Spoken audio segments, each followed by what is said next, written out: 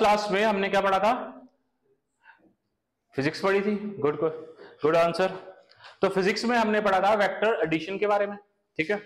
तो vector addition में हमने आपके ग्राफिकल प्लस एनालिटिकल मेथड्स किए थे, और हमने आपको बताया था कि हम आपको बताएंगे, क्या बताएंगे?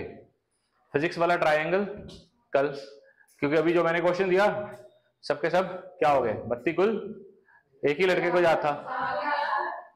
मैंने डिग्री में पूछा था बेटा आंसर, डिग्रीज में। हाँ वो हम ही कराएंगे।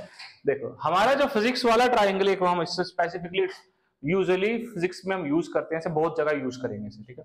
जितने क्वेश्चंस आते हैं ना मोस्टली इसी के बेसिस पे आते हैं, ठीक है। तो हमारा क्या होता है, आपको नंबर्स दे दिए जाएंगे, या तो एंगल दे दिया जाता है, या तो हमें साइड्स दे दिए जाते हैं, और पूछा जाता है उसके उल्टे। आप कैसे निकाल लोगे? 3/4, 4/3 इसी तरह से निकाल पाओगे ना। But I am asking answer in degrees, यही है ना, डिफरेंस है या नहीं है? तो उसे कन्वर्जन का कैसे लॉजिक है वो देखो, कि हमारा देखो सबसे पहले ये सारी चीजें कब एप्लीकेबल होती है? हमारे पास ट्राइंगल कैसा होना चाहिए? राइट एंगल ट्राइंगल होना चाहिए। तो हम एक राइट एंगल ट्राइंगल ले लेते हैं। This is my right angle triangle. कहां पे बनेगा राइट एंगल? यहां पे बनेगा, ठीक है। अब यहां पे एक और चीज हमने आपको बताई थी कि side opposite to larger angle is the largest, ठीक है। तो लार्जेस्ट जो होती है वो क्या होती है? हाइपोटेन्यूज होती है। तो सबसे बड़ा एंगल इसमें क्या हो सकता है? 90 हो सकता है। इसीलिए सामने वाली साइड को हम हाइपोटेन्यूज बोलते हैं, और उसे बोलते हैं हम कि वो लार्जेस्ट है। तो आपको हमेशा ये चीज ध्यान रखनी है कि जो एंगल के अपोजिट साइड होगी वो किस, उसकी लेंथ का बाकी लेंथ के साथ रिलेशन कैसे डिपेंड करेगा?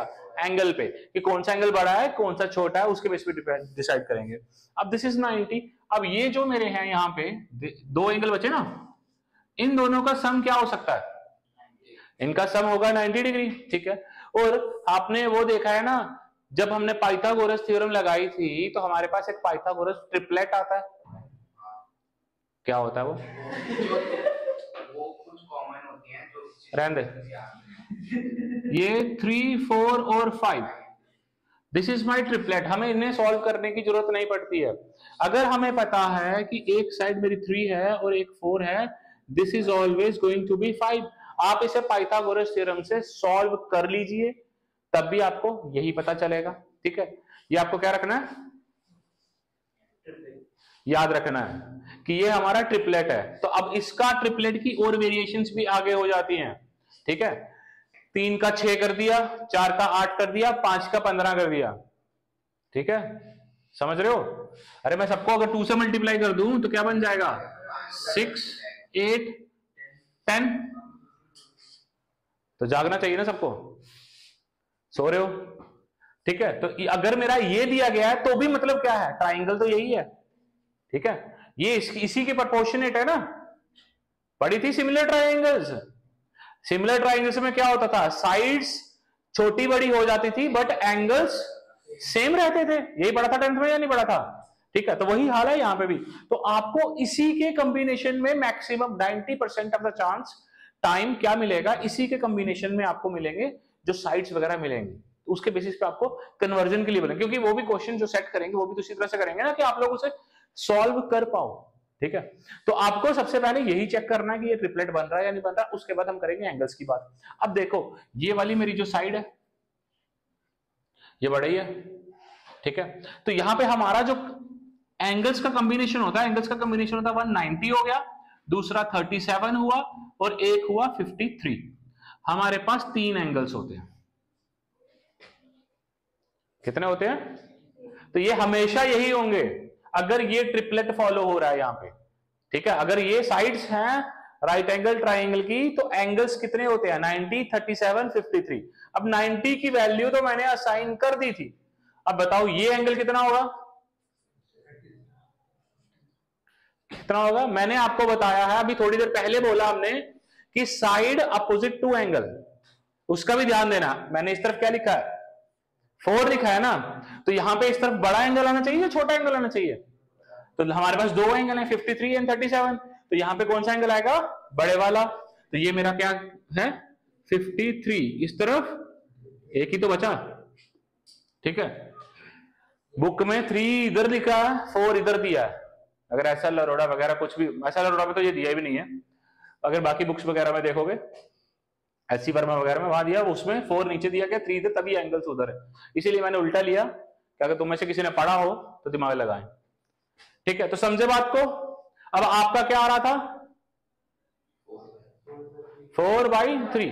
हमने आपको क्वेश्चन दिया था, यहां पे करते हैं आपके लिए सिंपल तरीके में। हमने आपको बोला था एक वेक्टर है कितना, क्या बोला था बताओ, 3 न्यूटन, और दूसरा 4 न्यूटन। ठीक है, मोबाइल वाले भाई ले लूंगा मैं, फिर मत कहना कि आईफोन गया, साइलेंट करके रखो, बस रिंगटोन लगा के काम चला रहा है। सही है यार सही फीलिंग ले रहा है तो हमें क्या करना है इसमें, what we want to do, resultant निकाला। और हमने आपको इनका क्या रिलेशन दिया था, हमने आपके कहा था कि both of them are perpendicular. तो मैं ऐसे बना दूं, दिस इज ए, इसको ले लेता हूं, तो ए मेरा ये 3 न्यूटन हो गया, ये मेरा 4 न्यूटन हो गया। ऐसे करने में प्रॉब्लम, ठीक है, परपेंडिकुलर है ना ये। तो अब मुझे इसका रिजल्टेंट जो होगा, रिजल्टेंट कैसे निकलेगा इसका, हाँ कुछ तो बताओ रिजल्टेंट। चलो रिजल्टेंट की बात करते हैं, रिजल्टेंट किसके इक्वल होगा, और मैं यही रुक जाऊं तो। कल स्पेशल केस करवाए थे आपको, क्यों करवाए थे, कि जब परपेंडिकुलर होते हैं तो कॉस थीटा की हमें जरूरत ही नहीं होती, हमें यहीं रुकना चाहिए। ठीक है, कि वो स्पेशल केस जो आपको हमने कल करवाया, दैट इज वही काम आने वाला अब आपके। अरे ये जो हमने कल सारा कुछ पढ़ा ना, एनालिटिकल मेथड, ग्राफिकल मेथड, इन सब से हम एडिशन नहीं करने वाले हैं आगे, वो बस लिखने के लिए था, तुम्हारा दिमाग में समान बात हो। लेकिन जो हम वेक्टर्स में सबसे ज्यादा यूज करने वाले हैं वो आज पढ़ने वाले हैं, कि हम एडिशन कैसे करेंगे, सब्ट्रैक्शंस कैसे करेंगे, सब चीजें। ठीक है, वो यूज होते हैं, अब क्वेश्चन में आ गया तो वो तो उस पे है, बट मोस्टली हम इस तरह से यूज करते हैं। यहां पे देखो a² + b² है, ठीक है, तो a की वैल्यू क्या है 3, तो 3 का स्क्वायर 9, 4 का square 16, this is equal to 25, तो बचता है मेरा 5। रिजल्टेंट जो आ रहा है वो 5 आ रहा है, यही है ना रिजल्टेंट, 5 न्यूटन। अब मैंने आपको क्या कहा कि इसमें से मुझे क्या निकाल के दो, अल्फा निकाल के दो। ठीक है, तो अल्फा कैसे देते हो, कैसे निकालते थे हम, tan अल्फा निकालना है, we have to calculate tan alpha. तो आपके पास फार्मूला क्या था, b sin theta plus a plus b cos theta, ये फॉर्मूला था, ये आपने अप्लाई किया, आपको क्या आंसर मिला, आपको मिला 4/3। ठीक है, आपने सबने सॉल्व किया इसको, मिला।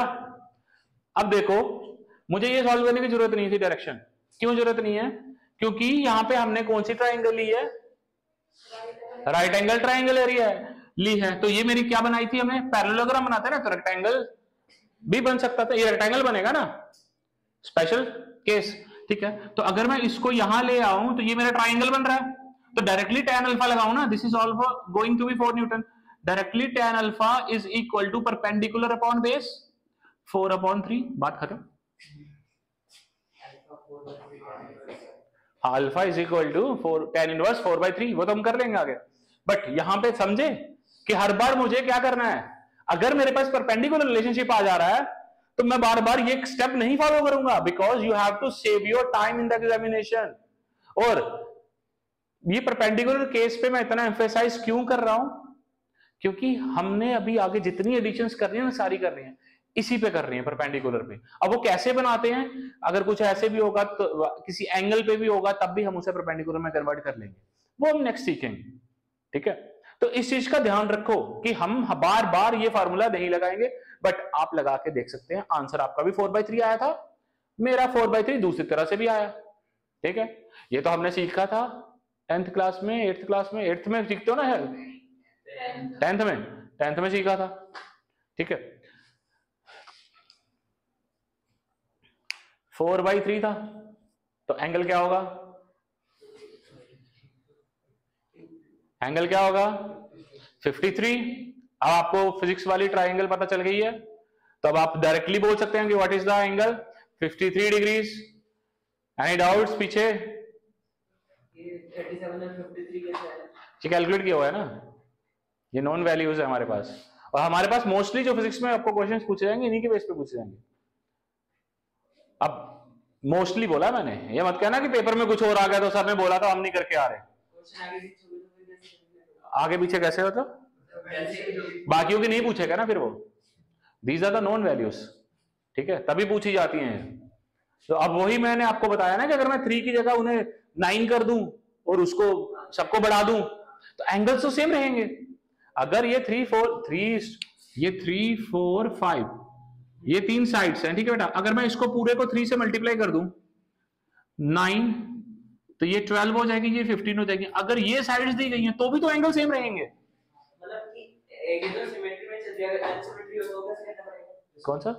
जैसे वो 3 9 और 4 और 10 आ गई, फिर एंगल नहीं हमें पता होते, फिर हमें एंगल हर बार हम निकालेंगे थोड़ी पेपर में जाके, आपको सिर्फ यहां तक घुमाएंगे वो इस तरह से।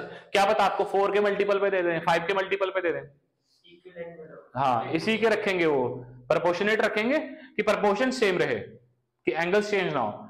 बस मोस्टली बच्चे 3 4 5 है, 9 12 15 कर दिया तो कहेंगे हम एंगल नहीं पता, लेकिन है तो बात वही, एंगल थोड़ी चेंज हुआ, दे आर सिमिलर ट्राइंगल्स, है ना, सिमिलर, साइड ही तो बड़ी है खाली, एंगल सेम रहेंगे, ठीक है। चलें आगे फिर, लिखना है किसी ने कुछ या हम मिटा दें? बस ये चीज आज की नहीं, आज मैंने सिर्फ ये ऐड किया है कि I can find direction directly when they are perpendicular because I am having a right angle triangle, और राइट एंगल ट्राइंगल में हम उसे डायरेक्टली कर सकते हैं। बार बार इस फॉर्मूले को लगा के अपना टाइम वेस्ट नहीं करेंगे। ये कब लगेगा? When they are not perpendicular, ठीक है, ये तब लगेगा। बट अब हम आगे सीखेंगे कि परपेंडिकुलर नहीं भी होंगे तब भी हम उन्हें परपेंडिकुलर बना देंगे, ठीक है। हटाएं फिर, चल रहा है।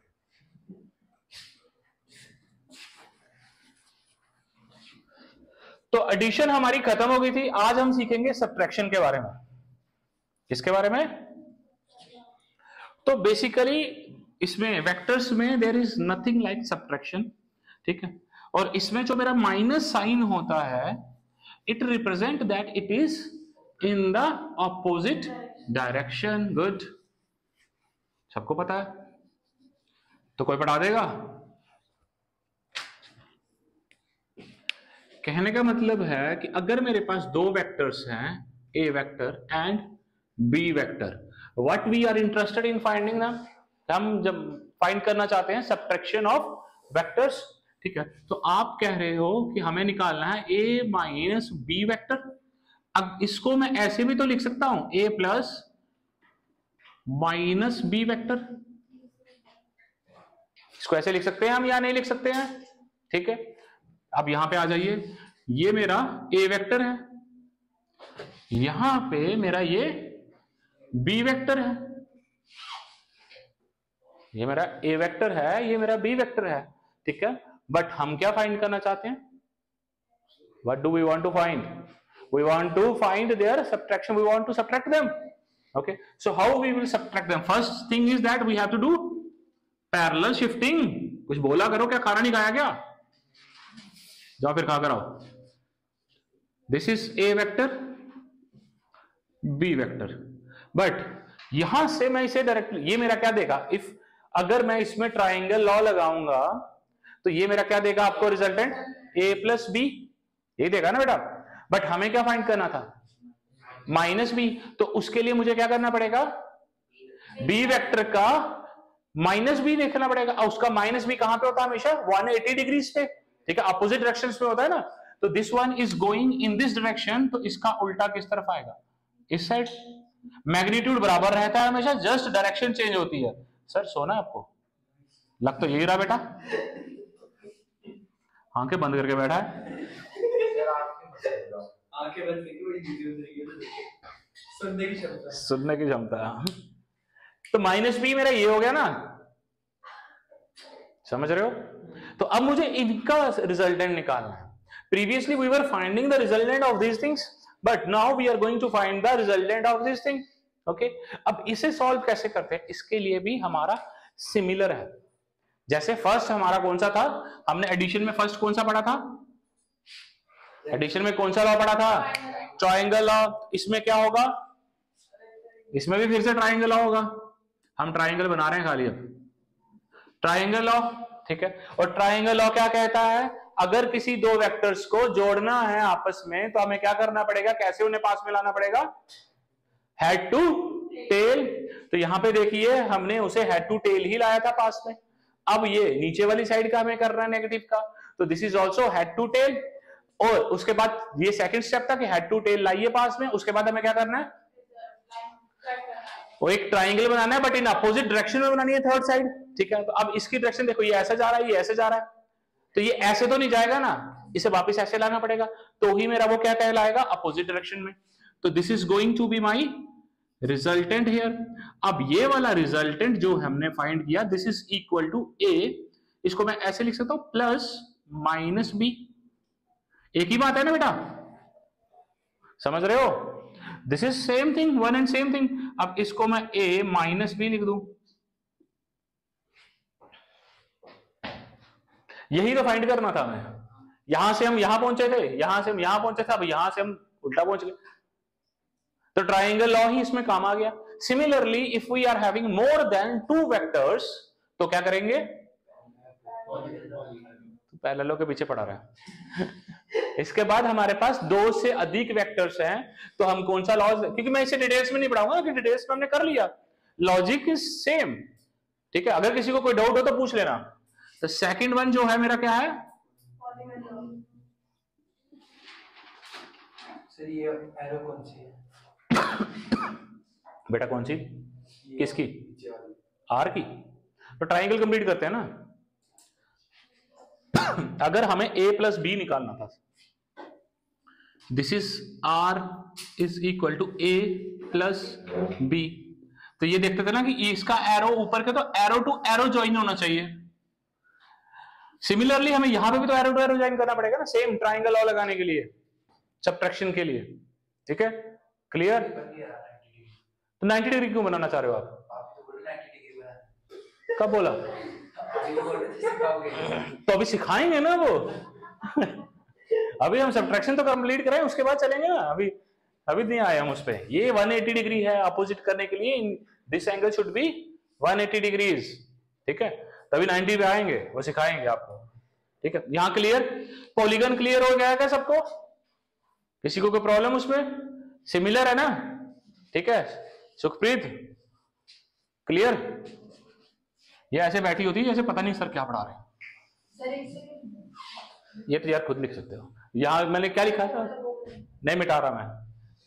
इधर हमने सिर्फ यही लिखा था, ट्राइंगल लॉ और पॉलीगन लॉ.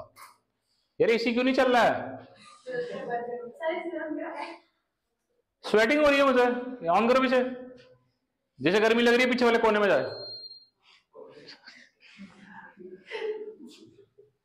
चलो जल्दी से उतारो.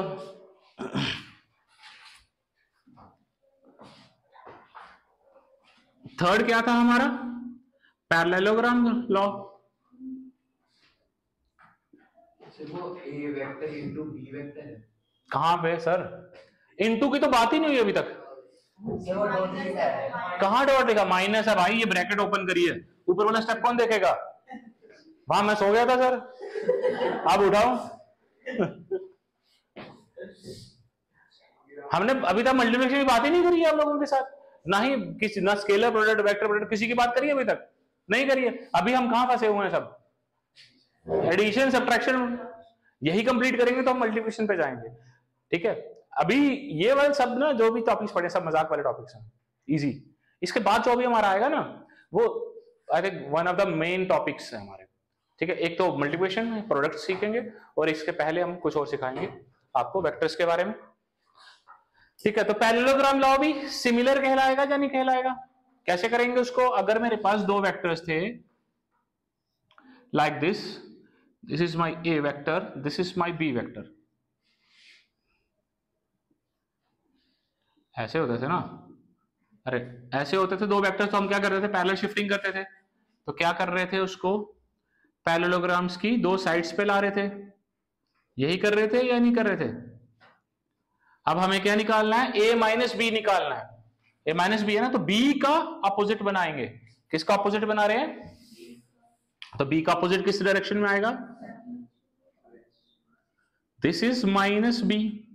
तो रिजल्टेंट कहां पे आएगा, this is going to be the resultant of a minus B. बात तो वही है, ट्राइंगल बना लूंगा तो भी हो जाएगा, तो ज्यादा एक्सप्लेनेशन पार्ट इसमें आपको चाहिए नहीं, ठीक है। और इस तरफ पे ये रिजल्टेंट जो है ये क्या देता आपको, a प्लस बी, यही दे रहा है ना। यहां से हमें क्या पता चल रहा है, सिर्फ रिजल्टेंट की डायरेक्शन, मैग्नीट्यूड की बात हम नहीं करते हैं। मैग्नीट्यूड की बात कहां करते हैं हम, भूल जाओ, एनालिटिकल मेथड में। ये हमारे कौन से मेथड्स हैं, ग्राफिकल मेथड। तो ग्राफिकल मेथड सब्ट्रैक्शन के इन शॉर्ट खत्म हो गए हैं। जस्ट आपके लिए रिवीजन ही है ना ये पर कल आपको यही पढ़ाया हमने, कल पढ़ाया था, परसों पढ़ाया था, कल ही पढ़ाया था ना। तो ये सब रिवाइज हो गया आपका, कल वाला रिवीजन भी हो गया और थोड़ा सा ऐड भी हो गया सब्ट्रैक्शन का, ठीक है। तो अब लास्ट वाला स्टार्ट करते हैं, that is your analytical method. और एनालिटिकल मेथड तुम लोग सॉल्व करोगे, मैं नहीं करूंगा। तो सर ने क्या कह दिया, हाँ ऐसा हो गया क्या, एनालिटिकल मेथड का फॉर्मूला आप बनाओगे भाई,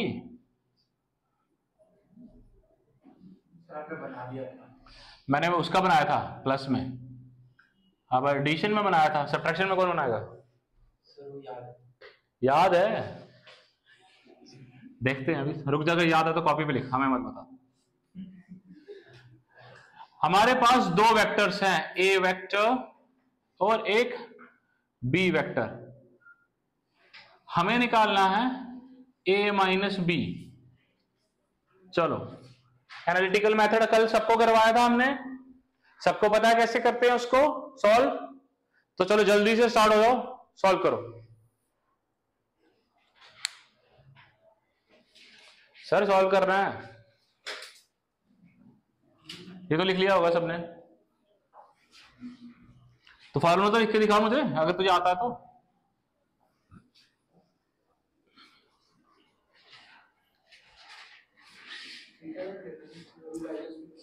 कहाँ यार, बस वो निकालना, थीटा का थीटा मान लो ना, लो इसे थीटा मान लिया मैंने आपके लिए, हमने इसको थीटा ले लिया है आपके लिए।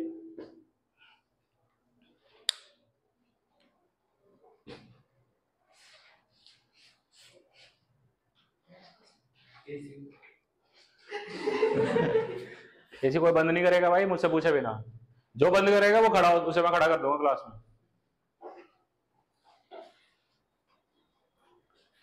हो गया, मुझे लगा हो जाएगा, टेंशन क्यों आ गई इतनी,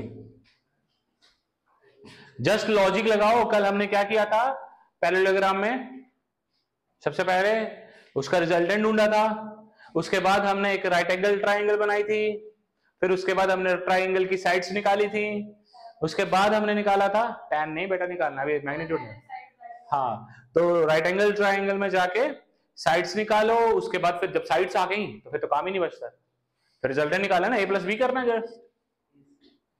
are square plus B square. Show me, सही है बिल्कुल, बंद कर दे। करा कैसे है बताओ तो सही, समझाओ तो सही, चल समझाओ मुझे क्या, हाँ ठीक है, ठीक है, बनाया कहाँ है सर तुझे पता है, तूने कहा, हाँ भाई तू बता जरा, तूने लिख दिया जरा मुझे बताना जरा, अरे रहने दे तू मत बता मुझे, फिगर तो बनाओ कम से कम, फिगर तो कंप्लीट करो, सॉल्व मत करो तो फिगर तो कंप्लीट करो। सही लिखा है, हाँ आंसर तो सही है, ए स्क्वायर प्लस बी स्क्वायर, आगे ठीक है, फिगर तो कंप्लीट करना, फिगर कौन कंप्लीट करेगा, या किसी ने करी है फिगर बनाई, पैरेललोग्राम बनाई है, लेकिन इसने राइट एंगल ट्रायंगल नहीं बनाई। बाकी वाले पीछे क्या चल रहा है, कहां पहुंचे हो, सुखप्रीत या तू मेरे पास बैठा कर, मैं चेक कर रहा हूं तू करके आ रही है पीछे। नहीं नहीं, यही नीचे जब इसे बनाएंगे तो एक राइट एंगल बनानी पड़ेगी ना। मैं समझा नहीं, आप समझोगे? नीचे वाली साइड बनाएंगे तो ही तो हमारी साइड्स की लेंथ बनेंगी ना पूरी, तो ही हमारा काम हो पाएगा। हम क्वेश्चन पे ज्यादा ध्यान नहीं देंगे, क्या चल रहा है पीछे, इतना टाइम नहीं लगता है करने में यार। हमें क्या करना है, एक बी लेना है वापिस की तरफ। वो माइनस क्यों लगाया तूने, बता मुझे फॉर्मूले में। Can anyone tell me why we are using minus पीछे? हाँ तो तू बता पहले। अच्छा वो बता रही है। हाँ आंसर क्या है आपका? जब उनका आंसर आ चुका है उनसे तभी पूछा जा रहा हूं। हाँ जी, आपका माइनस क्यों आया?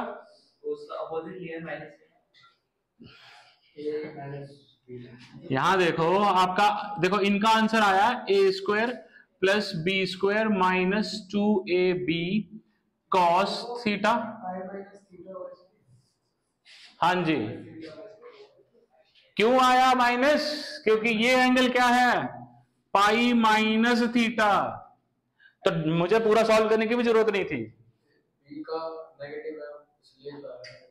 नहीं बी का नेगेटिव नहीं, हाँ एंगल तभी तो बना ये। अगर मैं उसमें अगर इसमें मैं थीटा की जगह कॉस पाई माइनस थीटा कर दूं, सिर्फ यही चेंज तो हो रहा है, पाई माइनस थीटा कर दूं, मेरा पहले रिजल्टेंट क्या होता था, यहां पे मेरा रिजल्टेंट क्या होता था, this is equal to under root A square plus B square plus 2ab cos theta.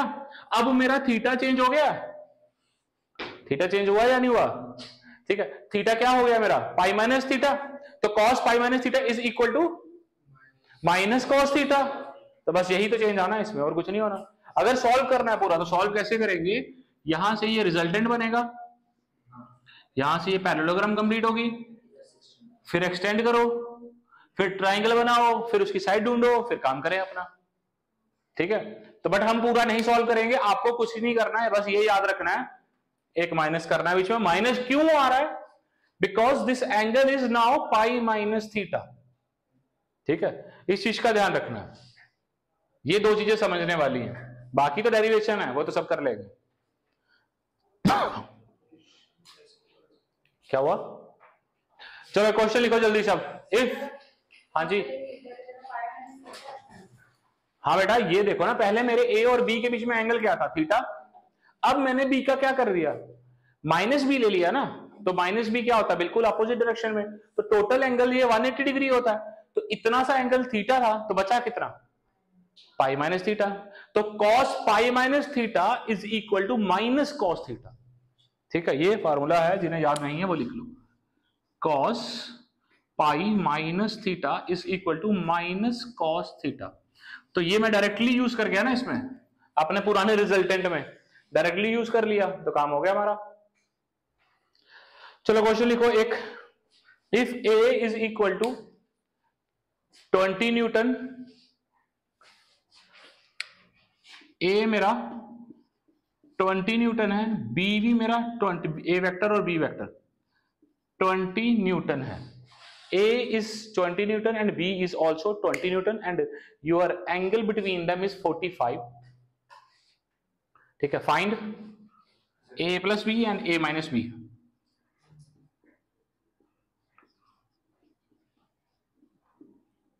दो चीजें फाइंड करनी है आपको, A plus B and A minus B. कर दिया क्या? आता है? ठीक है, अगली बार मैं ऐसे नहीं पूछूंगा क्वेश्चन, अगली बार हम क्वेश्चन ही चेंज कर देंगे। अब थोड़ी सी लैंग्वेज ही बदलनी है नेक्स्ट टाइम से क्वेश्चंस की।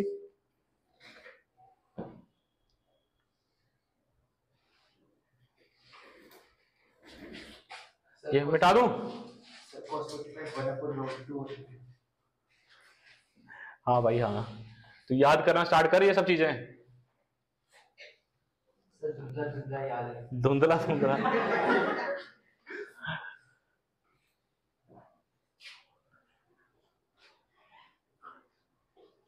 कि ये मैं पढ़ाता हूं, तुम लोग कॉपी पे लिख लेते हो सीधा, तुम समझ के खुद नहीं लिखते हो, तो क्वेश्चंस करते हो तो तुम्हारा मेथड अप्लाई हो जाता है एक आधा।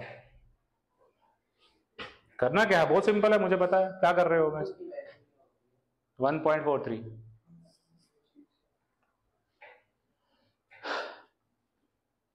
छोड़ दो ना, √2 में छोड़ दो, पूरा सॉल्व करके क्या करना है, बस आपको समझ आ रहा है ना करना कैसे है।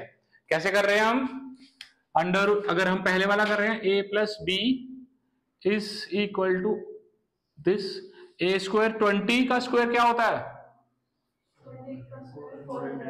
Plus 400 plus 2 into 20 into cos 45, यही है ना, ये पूरे के अंदर है इसके। तो ये क्या हो जाएगा 800 प्लस 800, इधर क्या बचा 1/,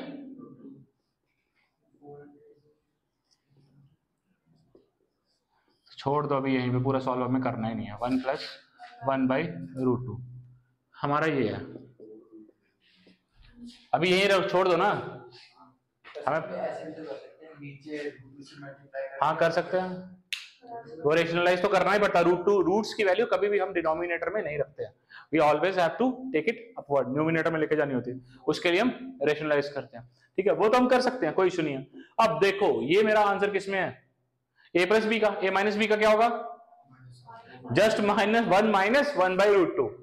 ठीक है, तो इजी हो रहा है निकालना, तो बार बार सॉल्व पूरा नहीं करेंगे, जस्ट a/-b डायरेक्टली लिख देंगे, क्योंकि आपको क्या करना है वहां पे मार्क करना है, आपको सॉल्व नहीं करना है। ठीक है,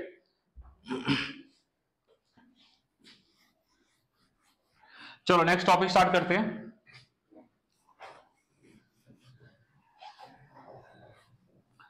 अब देखो हमने कल एक छोटी सी आपको एग्जांपल दी थी कि जब मैं इस बोर्ड पे फोर्स डाल रहा हूं, ओके, क्या दिया था मैंने एग्जांपल कि मैं इस बोर्ड पे अगर 90 डिग्री पे फोर्स डाल रहा हूं तो it is directly pressing it, इसी डायरेक्शन में प्रेस कर रहा हूं ना मैं इसको, बट अगर मैं इसको ऐसे प्रेस कर रहा हूं यहाँ पे तो मेरा हाथ थोड़ा बहुत स्लिप भी हो जाएगा, तो ऐसा तो है नहीं कि वो बोर्ड के ऊपर प्रेशर नहीं डालेगा, ऐसा है क्या। तो यहां पे क्या है कि मेरा बोर्ड के ऊपर प्रेशर भी डल रहा है और मेरा हाथ ऊपर को भी मूव कर रहा है, तो मतलब दो तरफ को जा रहा है ना। तो यहां से मेरी फोर्स की डायरेक्शन अगर आपकी साइड है, if I am applying force in this direction, तो क्या हो रहा है, एक तो फोर्स मेरी जा रही है आपकी डायरेक्शन में जा रही है, एक फोर्स है जो ऊपर की तरफ जा रही है, कहां जा रही है, तो एक ही सिंगल फोर्स ये कब हो रहा है, when the applied force is at some angle, कब है, सम एंगल पे होगी। ये देखिए अगर मैं ऐसे बना रहा हूं, दिस इज माई सरफेस, इसके ऊपर फोर्स डाल रहा हूं, ठीक है, इसके ऊपर फोर्स डाल रहा हूं ना, तो परपेंडिकुलर रिलेशनशिप है। अगर यही फोर्स मैं ऐसे डालूं इस पे, तो क्या ये सारी की सारी फोर्स इस पे पड़ पाएगी, नहीं पड़ पाएगी। कुछ हिस्सा इस फोर्स को, इस ऑब्जेक्ट को इस तरफ धक्का देगा, कुछ हिस्सा इधर को धक्का देगा, ठीक है। इन्हें क्या कहते हैं हम, what are these known as, these are known as components, क्या कहते हैं, कंपोनेंट्स, ठीक है। तो यहां दूसरे शब्दों में हम कहते हैं रेजोल्यूशन ऑफ अ वेक्टर, क्या कर रहे हैं, तो नेक्स्ट टॉपिक जो हम पढ़ रहे हैं that is your resolution of vectors. हाँ जी, कहां चला जाता है, अभी वेक्टर्स में रहे भाई, फ्री होता है लेकिन वेक्टर्स में रहे ना, इतनी चीजें रिलेट अभी समझ इसे करना कैसे। तो हम क्या करने जा रहे हैं, रेजोल्यूशन ऑफ वेक्टर्स करने जा रहे हैं, ठीक है। तो इसमें हम क्या करते हैं, कोई भी वेक्टर जा रहा होगा तो उसके दो कंपोनेंट्स लेते हैं, दोनों कंपोनेंट्स कैसे होते हैं, mutually perpendicular with each other, कैसे होंगे, mutually perpendicular with each other. अब अगर दोनों कंपोनेंट्स जो मैं उसके ले रहा हूं, if they are mutually perpendicular with each other,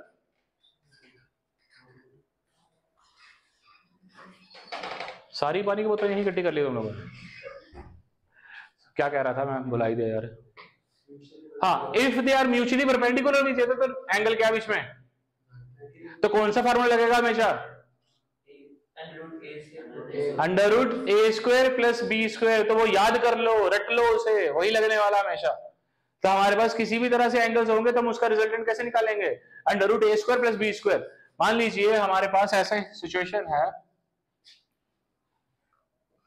यहां पे एक ऐसे है, ठीक है। This is my force F1, कितनी है? पक्का? तो ये मान लो यहां पे एंगल जो दिया गया है दिस इज 37 डिग्रीज, ठीक है। अब हमें क्या करना है, what we are interested in finding its components. हमने आपको क्या कहा, इसके दो कंपोनेंट्स होंगे, एक हमारा किस तरफ जाएगा, एक नीचे एक ऊपर, ठीक है। कैसे होंगे, म्यूचुअली परपेंडिकुलर। अगर मैं यहां बना देता हूं, चलो अभी के लिए, ठीक है। कहां बना रहा हूं, अरे कहीं भी बना सकता हूं मैं, ठीक है। मुझे वैल्यू लिखनी है, जस्ट रिप्रेजेंट कर रहा हूं। यूजुअली हम यहां बनाते हैं, यहां लाइन बनी हुई आ रही है इसलिए नहीं बना रहा हूं क्योंकि आप लोगों को सेपरेटली दिख जाए, ठीक है। हम यहां पे बनाएंगे, हमेशा इस पॉइंट पे आते हैं, ठीक है। ये यहां से वेक्टर स्टार्ट हो रहा था ना, इनिशियल पॉइंट, इसके दो कंपोनेंट्स बनेंगे, एक इस साइड बनेगा, एक इस लाइन पे बनेगा, ठीक है। अब मैं यहां बना रहा हूं कि सो दैट दिख जाए आराम से। हमारा ये नीचे वाला जो होता है वो कौन सा होता है, हमेशा cos थीटा। कैसे निकलता है वो पता है? कोई बात नहीं, आ जाओ इधर। हमारा ओरिजिन कहां था, ये ओरिजिन है मान लो, जो ये मैंने ब्लू मार्क किया था, ठीक है। वहां से ये क्या है, दिस इज F1, ये ट्राइंगल कंप्लीट की है हमने, दिस इज 37 डिग्री, ठीक है। ये वाली साइड क्या है, फोर्स 1 ना, F1। अगर मैं इसमें cos थीटा निकालूं, cos थीटा किसके इक्वल होगा, अगर मैं इसको नाम देता हूं ABC, cos थीटा किसके इक्वल होगा, AB अपॉन AC। तो AB अपॉन AC है, तो हमें फाइंड क्या करना है, AB will be equal to AC into cos theta. AB क्या आया मेरा, AC into cos theta. Similarly I can find for BC also, उसके लिए मुझे sin थीटा फाइंड करना पड़ेगा। क्या होता है, perpendicular upon hypotenuse, BC upon AC। तो हमारा हम फाइंड कर रहे हैं BC is equal to AC sin theta. Clear? तो ये वाली साइड मेरी क्या कहलाती है, AC sin थीटा। क्लियर? किसी को कोई डाउट यहां तक? ठीक है। अब यहां से आपको पता चला, अब इसी को उठा के मैं इस साइड को यहां पे भी तो ला सकता हूं, पैरेलल शिफ्टिंग के कारण। कर सकता हूं या नहीं कर सकता? तो वही हम कर रहे हैं वहां पे, ठीक है। तो एक हमारा एक्स एक्सिस पे रहेगा, एक हमारा वाई एक्सिस पे रहेगा। ये वाला क्या होगा मेरा हमेशा, cos थीटा, क्योंकि बेस क्या होता है, cos थीटा। परपेंडिकुलर क्या होता है, sin थीटा। तो याद रखो, बेस और परपेंडिकुलर से, बेस पे cos थीटा रेजोल्यूशन में लगेगा और उस पे परपेंडिकुलर पे sin थीटा लगेगा। अब यहां पे देखो बेस कौन सा है, ये वाला। तो मेरी फोर्स कौन सी थी, F। तो यहां पे अगर मैं पूरा बनाऊं इसे, तो ये मेरा क्या बनेगा, क्या बनेगा बोलो जल्दी, F1 cos 37। चलो अब मैं इसको आपको वैल्यू भी दे देता हूं, this is equal to 40 newtons. कितना? तो अब हम इसे पूरा निकाल के लिखेंगे, cos F1 37 है ना, तो ये क्या हो जाएगा 40 इंटू cos 37। cos 37 किसके इक्वल होता है,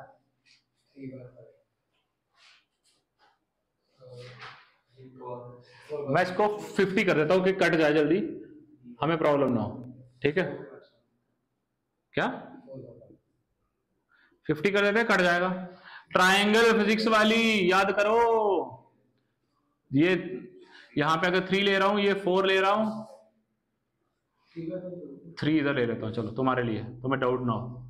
ये 5 है, तो ये वाला क्या होगा 37, ये 53। तो इसमें मैं अगर निकालूंगा cos 37, तो cos 37 किसको इक्वल होगा 4/5। तो कट गया, कितना आया 40 न्यूटन। तो ये वाला जो कंपोनेंट होगा वो किसके इक्वल है, 40 न्यूटन के। समझे बात को या नहीं समझे? अब सिमिलरली दिस वन, इसको निकालने के लिए क्या करना पड़ेगा, 50 sin 37 which is equal to 50 into 3/5, this is equal to 30 Newton. तो ये कितना आया 30 न्यूटन। आया या नहीं आया? अब आप देखो, हमारे पास एक वेक्टर था, ठीक है, I was having a force F1 which was equal to 50 Newton. हमने उसका क्या किया, रेजोल्यूशन करके दो वेक्टर्स बना दिए which are mutually perpendicular with each other। ठीक है, एक का क्या वैल्यू आई 30 न्यूटन और एक की क्या वैल्यू आई 40 न्यूटन। अगर दोनों का मैं रिजल्टेंट फाइंड करूंगा, देखो बेटा हमेशा 50 न्यूटन ही आएगा। चेक करना चाहते हो, चलो चेक कराते हैं आपको। ये तो यार पुराना है, वो नहीं मिटा रहा मैं। क्या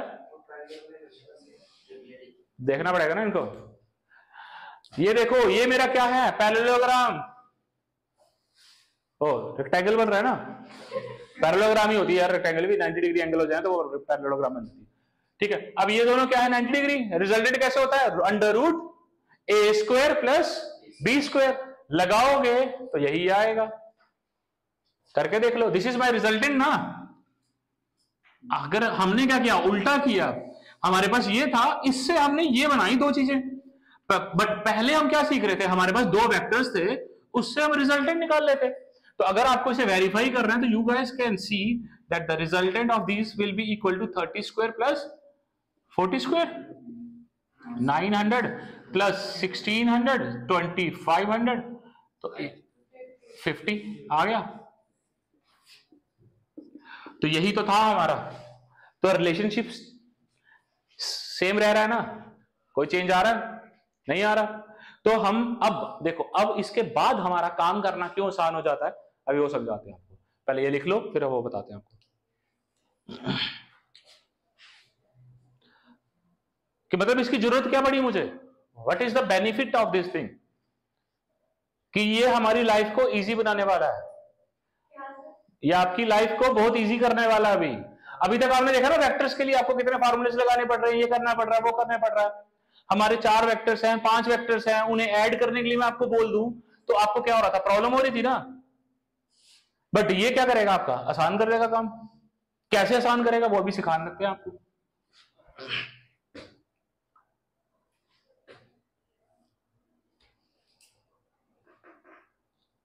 सर पॉलीगन लॉ का वो नहीं है फॉर्मूला, अभी पॉलीगन का भी यही इंक्लूड कर देंगे। पॉलीगन क्या करता था आपको, कितने वेक्टर्स को, हम 4-5 अभी एक ही बार लेके सारे कर देंगे, देखो कैसे आसान हो जाएगा। अभी दिखाते हैं। हमें पॉलीगन भी नहीं लगाना है, लेकिन बढ़ाना तो था ना भाई, फिर तुम लोग कहते हैं कि सर ने बढ़ाया नहीं। ये वाला मिटा दूं, नहीं वो वाला रखेंगे ना, यूज करेंगे उसे। इसमें से ये कैलकुलेशन मिटा देता हूं। ये तो सबने लिख ली ना,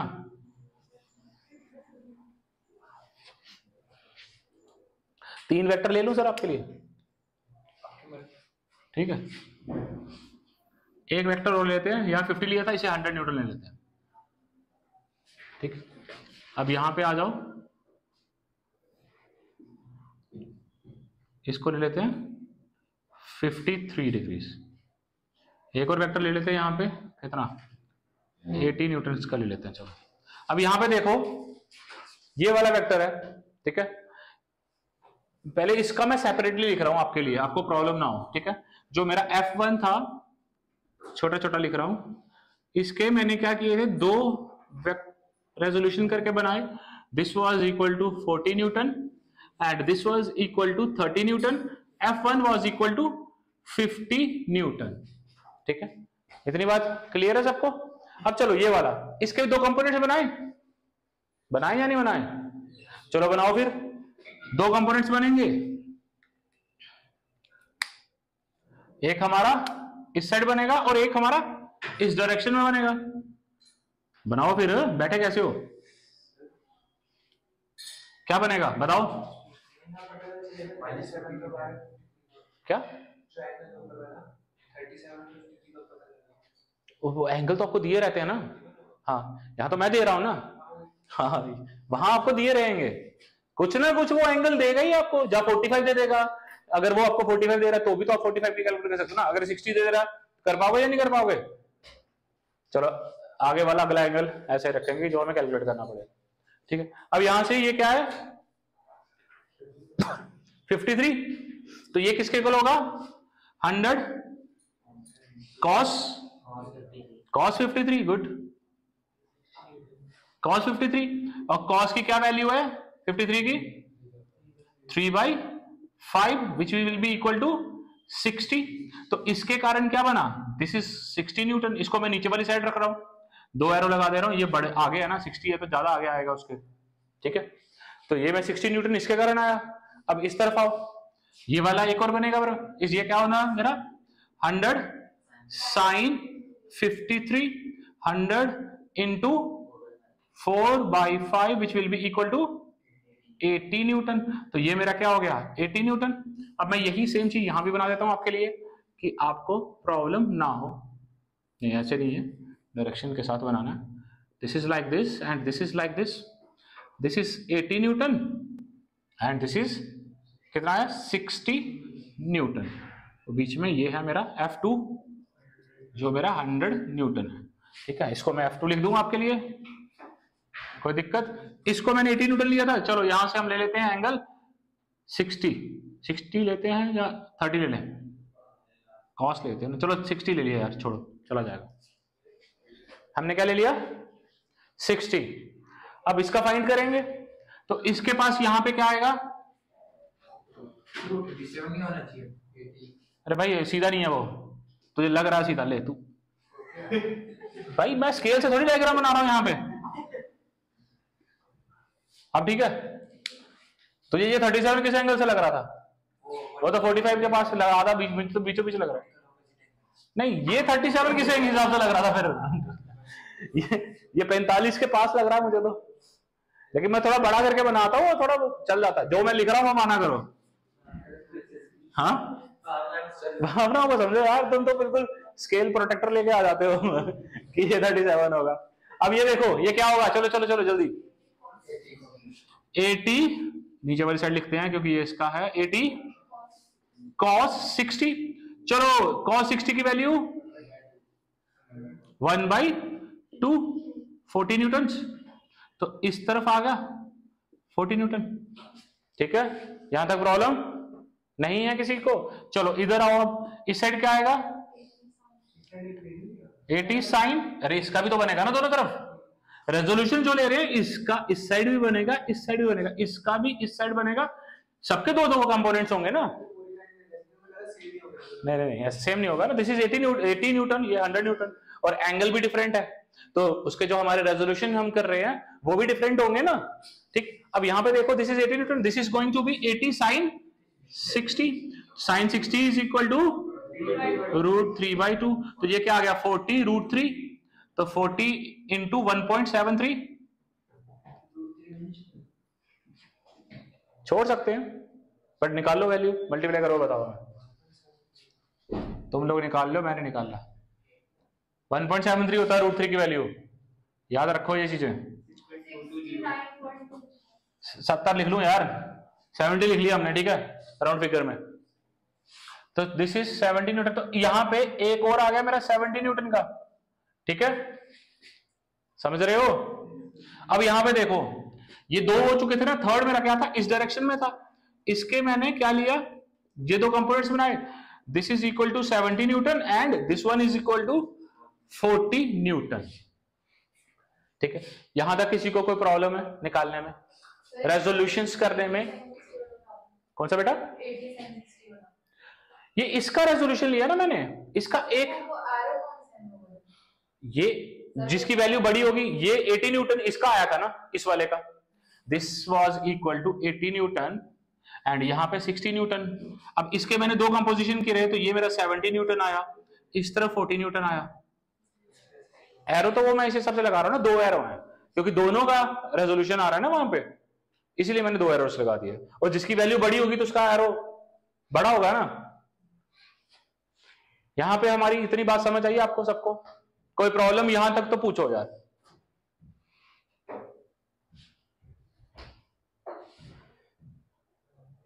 क्या कर रही है भाई ये, तो क्या कर रही है नीचे देख के, सब आ गया तेरे को, मोबाइल चला रही है,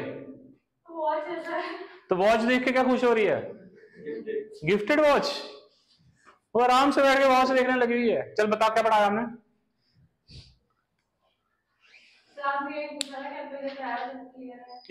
मैंने पूछा क्या पढ़ाया मैंने, ये बता।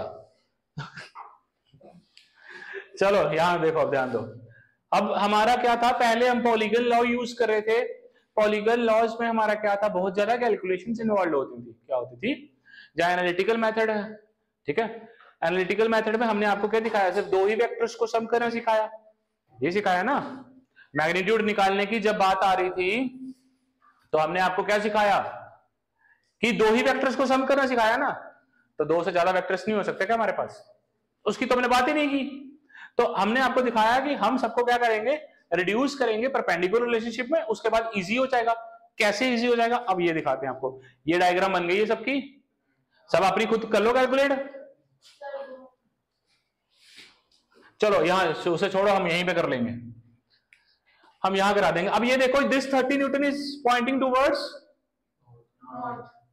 North and this 70 Newton south, this 80 Newton south. और जो सेम डायरेक्शन में होते हैं वो ऐड हो जाते हैं, और जो अपोजिट डायरेक्शन में होते हैं क्या होते हैं, सबट्रैक्ट। और यहां पे देखो अब सेम डायरेक्शन में कौन है, 70 और 80, तो 80 प्लस 70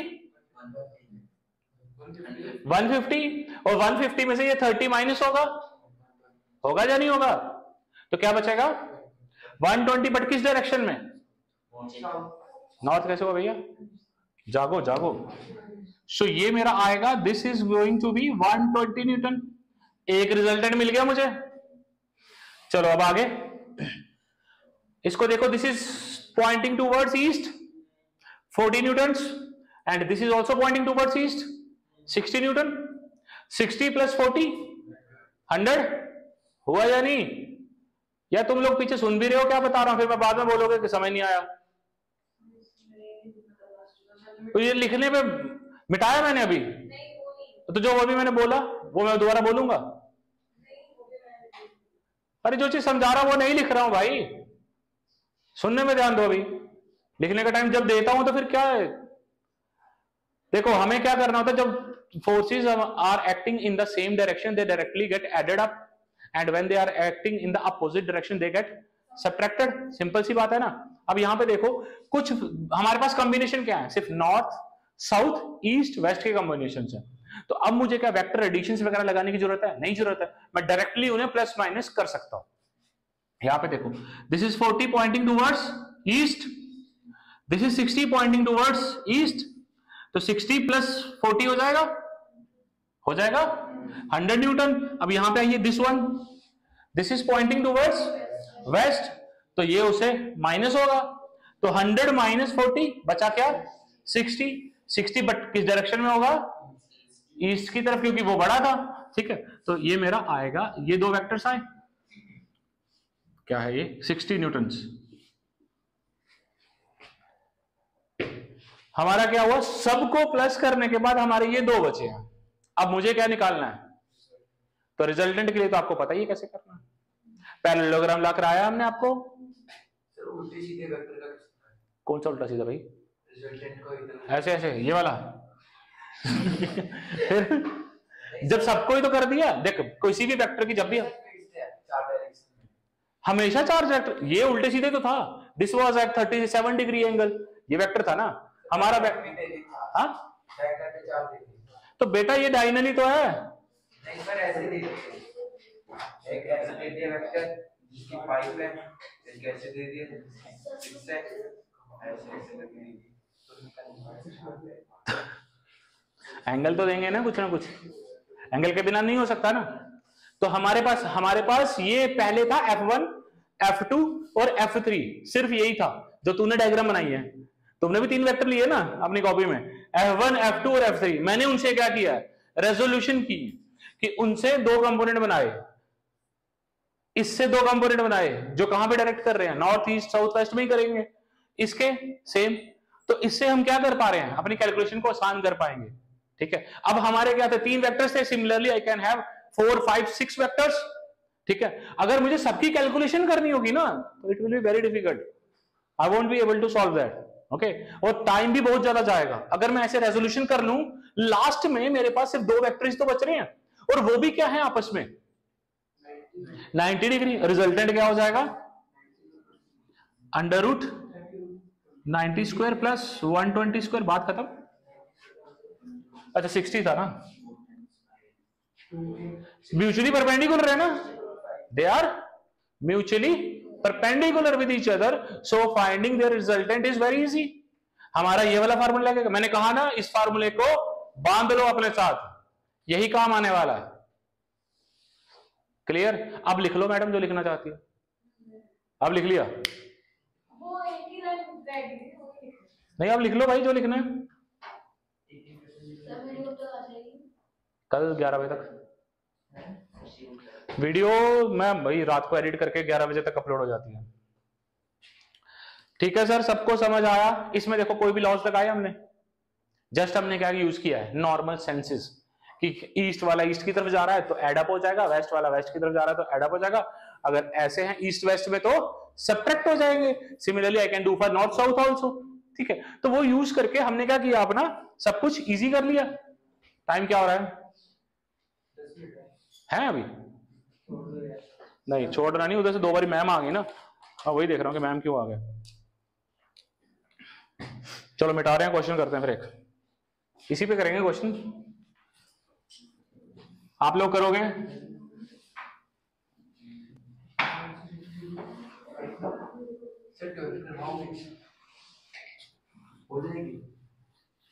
अभी हमारा टाइम बढ़ेगा क्लास का, अभी तो 1:30 और 1.5 घंटे क्लास कर रहे हैं ना, अभी हम 2 घंटे स्टार्ट करेंगे,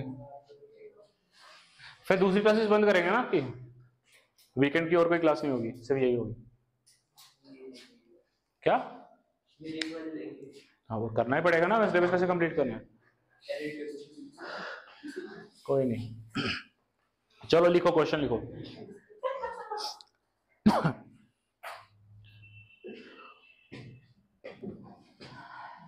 कोई भी 3 ले लो। This is F1 100 newton, this is F2 इसको ले लेते हैं 80 न्यूटन्स, ये एंगल ले लिया है हमने 37। क्या अभी आदित्य पता क्या बोलेगा? सर कैलकुलेशन इजी है, बट मैं कैलकुलेशन के हिसाब से क्वेश्चन ही नहीं दूंगा, किसी भी करना पड़े।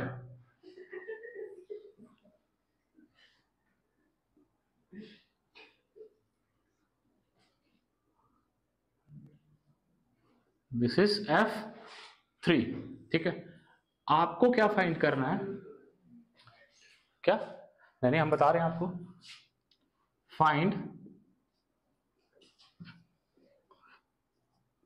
सम ऑफ मैग्नीट्यूड्स। ठीक है, पहली चीज ये फाइंड करोगे, फिर उसके बाद आप डिफाइन करोगे मैग्नीट्यूड ऑफ सम। ये क्या हो गया? अब वेक्टर्स में यही खेल है, वेक्टर्स में आपको ऐसे ही घुमाते हैं, वेक्टर्स में शब्दों का खेल है। उसमें 100 न्यूटन में कॉम्प्लेक्स नहीं बनेंगे? क्यों नहीं बनेंगे? एक ही बनेंगे। बनाओ फिर, जरूरत है उसे बनाने की तुझे?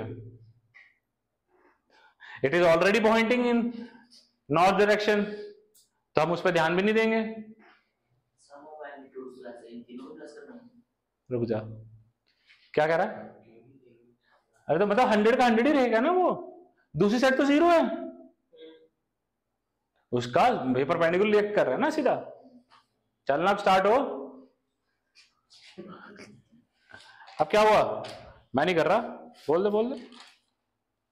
सम ऑफ मैग्नीट्यूड्स तीनों के मैग्नीट्यूड से सम है। हाँ जी, और मैग्नीट्यूड से सम मतलब हाँ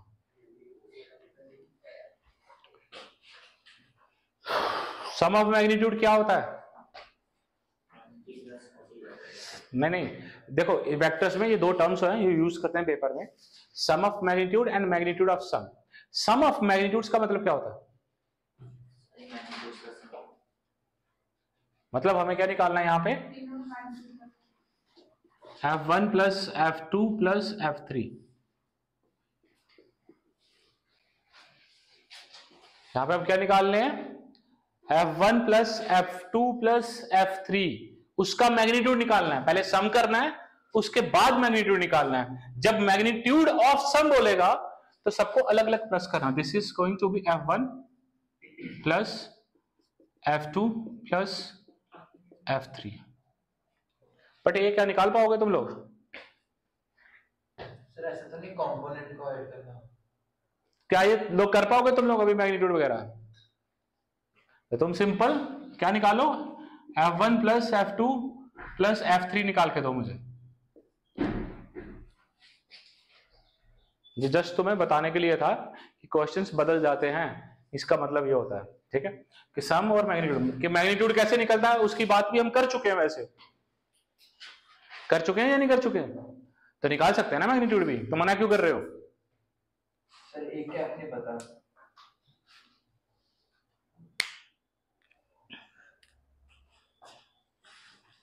अभी हमने आपको मैग्नीट्यूड ए कैप वगैरह से किसी तरह से पढ़ाना स्टार्ट किया?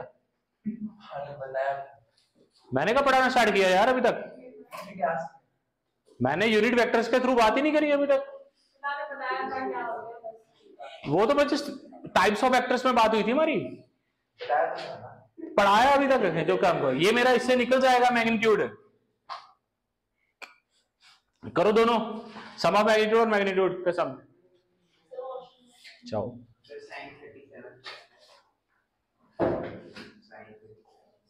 मुझे क्या पता, हाउ वुड आई नो?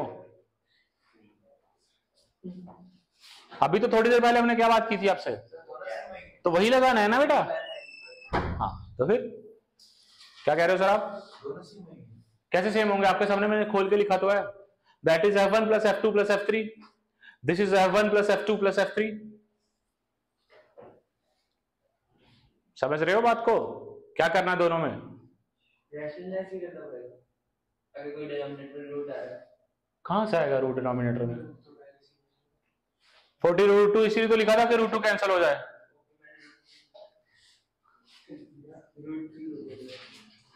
वो √2 हमने इसी करता क्यों नहीं? अब सोचना नहीं होता यार, पेपर में इतना टाइम देगा तो तेरा पेपर खत्म हो जाएगा ऐसे ही। पेपर ऐसे ही होते हैं बेटा। क्वेश्चन मिला जल्दी से, सर ने पूछा क्या है, F1 F2 F3 के ये निकालने के लिए कहा है, मैग्नीट्यूड निकालना है, तो मैग्नीट्यूड निकालना भी जस्ट आपको सिखाया था मैंने पीछे। जल्दी से रेजोल्यूशन करो, उसके बाद निकाल लो जल्दी से। ये तो बहुत ही आसान है, इसमें तो कुछ करना ही नहीं है। नीचे वाला मैग्नीट्यूड ऑफ सम।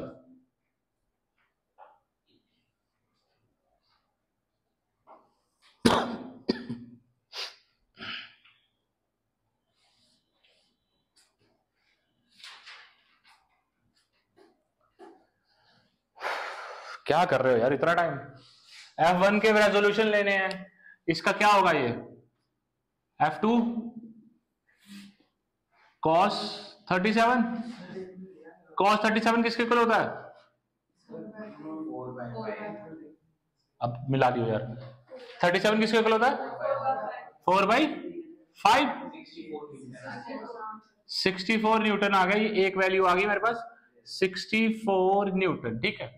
अब यहां पे आ जाओ इस तरफ, 80 साइन 37, 80 इंटू 3/5 कितना आया? 48 न्यूटन। तो 100 से छोटा ही है, 48 न्यूटन हो गया, ठीक है। इस पे आ जाओ, इसका क्या आएगा? 40 आएगा दोनों साइड, तो ये भी मेरा 40 है, तो दिस इज ऑल्सो 40 न्यूटन। तो रिजल्टेंट क्या होगा बेटा? यहां पे सिंपल है ना, ये तीनों एक ही डायरेक्शन में है, 188। तो एक बन गया मेरा 188, एक क्या बना? 24 न्यूटन। सिंपल, काम खत्म। रिजल्टेंट निकालना है, इसका कहीं बीच पे होगा। रिजल्टेंट किसके इक्वल होगा? 188 का स्क्वायर प्लस 24 का स्क्वायर। ये मैग्नीट्यूड निकालना है ना आपको। तो how we find the magnitude when both the vectors are perpendicular? Direct formula लगा के। तो इतना क्यों टाइम वेस्ट कर रहे हो? सांझी सर आपका हो गया था, तो सिमिलर है या डिफरेंट है? अच्छा, यार 180, ये 100 आया था, 100 पहले ही है ना मेरे पास, इसके कारण यहाँ पे 48 न्यूटन आया, इसके कारण यहाँ पे 40 न्यूटन आया, all are pointing towards north, so all of them are going to get added up, हो गया ना 188 न्यूटन। तो ये मेरा क्या आ गया, this is first one, sum of magnitudes, sum of magnitude है ना। अब सेकंड में मैंने क्या पूछा आपसे, मैग्नीट्यूड ऑफ सम, किसका, ये आपको बाद में बताएंगे, इसे करने के लिए थोड़ा सा मैं आई जे का भी ध्यान देना पड़ता, ये हमको कल बताते हैं क्योंकि हमें पढ़ाना भी है ना इसके पहले, सबके अग्रिम मैग्नीट्यूड निकालने पड़ेंगे, बट मैग्नीट्यूड क्या है सीधे भी ले सकता हूं ना मैं, मैग्नीट्यूड जो है देखो थोड़ा हिंट दे देता हूं, सबके अलग अलग मैग्नीट्यूड लेने पड़ेंगे, सबके अलग अलग मैग्नीट्यूड लेने पड़ेंगे और सबको क्या करना पड़ेगा, ऐड करना पड़ेगा, और सबके मैग्नीट्यूड हम कैसे निकालेंगे, सीधा ही है ना, ये अगर 80 न्यूटन है तो 80 मैग्नीट्यूड होगा ना इसका, हाँ, तो सबको क्या कर देंगे हम, सीधा प्लस कर देंगे, ठीक है। ये मैं जस्ट इसलिए नहीं बता रहा क्योंकि यूनिट वेक्टर्स में और अच्छे से एक्सप्लेन हो पाता। तो यहां तक ये खत्म हो रहा है, कल हम नेक्स्ट क्लास में यूनिट वेक्टर्स वगैरह स्टार्ट करेंगे, फिर हम स्टार्ट करेंगे वो क्या कहते हैं उसे, पोजीशन वेक्टर्स, उसके बाद पोजीशन वेक्टर में आ जाएगा डिस्प्लेसमेंट वेक्टर। डिस्प्लेसमेंट वेक्टर हम अभी यहां नहीं पढ़ेंगे, I will skip that part, क्योंकि वो हम पढ़ेंगे काइनेमेटिक्स में।